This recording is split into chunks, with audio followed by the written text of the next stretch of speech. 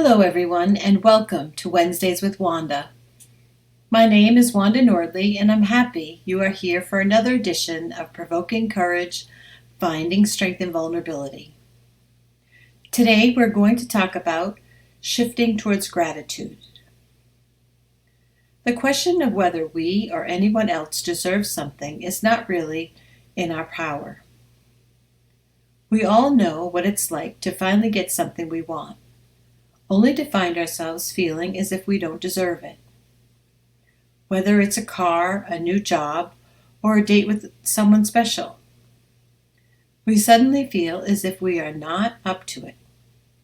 Something in us wants to reject this gift, perhaps because it requires that we think of ourselves in a new way, or makes us question why we should have something that others don't have.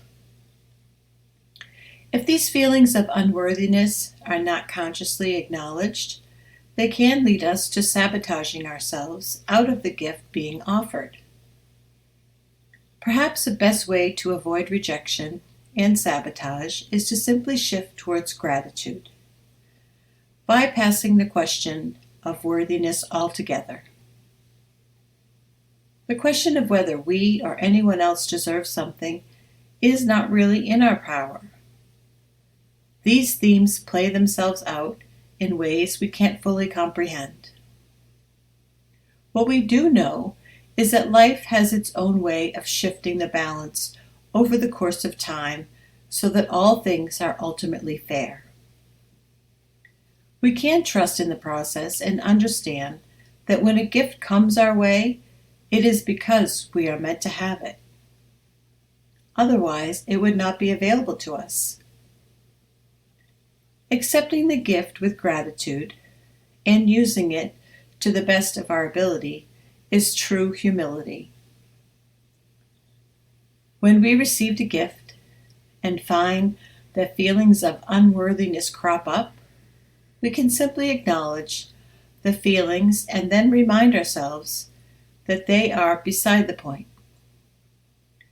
We may say to ourselves, "I am meant to have this." As we allow ourselves to accept the gift, we might feel tenderness in our hearts that naturally shifts into a deep feeling of gratitude.